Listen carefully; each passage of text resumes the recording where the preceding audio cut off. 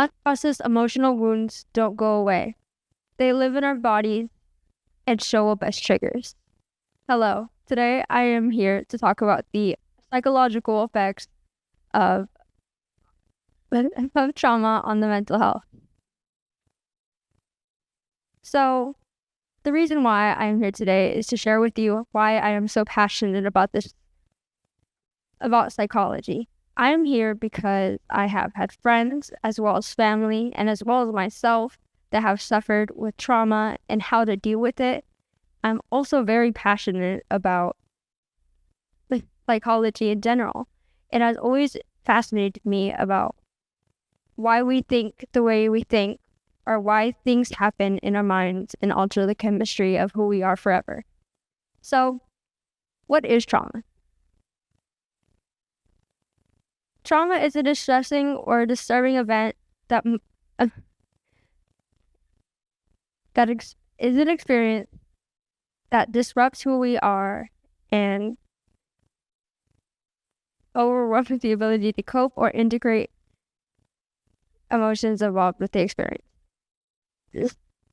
Trauma could stem from many things: the ravages of war, the scars of childhood traumas, the devastation of natural disasters, and the silent agony of discrimination or prejudice.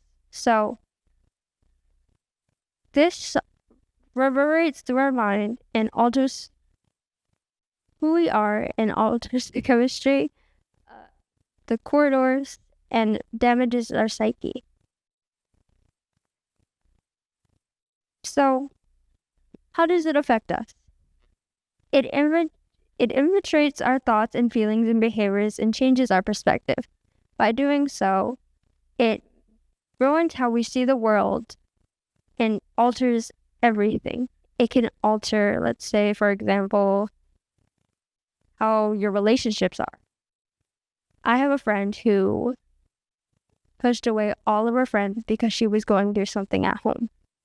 And the cause of this ended up making her not want to continue to move on and continue her friendships because she was so emotionally exhausted and just pushed away everyone.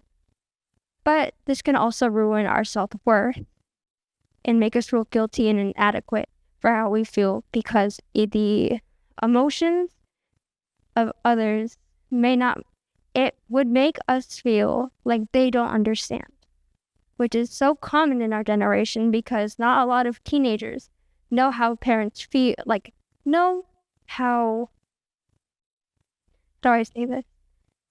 a lot of parents know how teenagers feel because they don't live in the same world that we have lived in. Not a lot of parents have lived through technology, which is some generations that they don't understand. But that's okay. Overcoming trauma. Through my own personal experience, I have tried to overcome trauma in different ways. Now, I'm lucky to have a supportive and caring family, and as well as a great support system, but others may not be able to have that. And it is very hard to find a good support system when you feel so lost. The best approach is to have safety and stability in processing trauma and integration and connecting with others. Some key points to take away from this is to confront your trauma head on, but that does take time.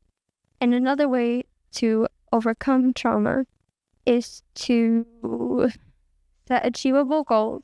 If you have unachievable goals that you know are unrealistic, it's going to be harder for you to heal from your past trauma. And the final thing is to accept and acknowledge your feelings.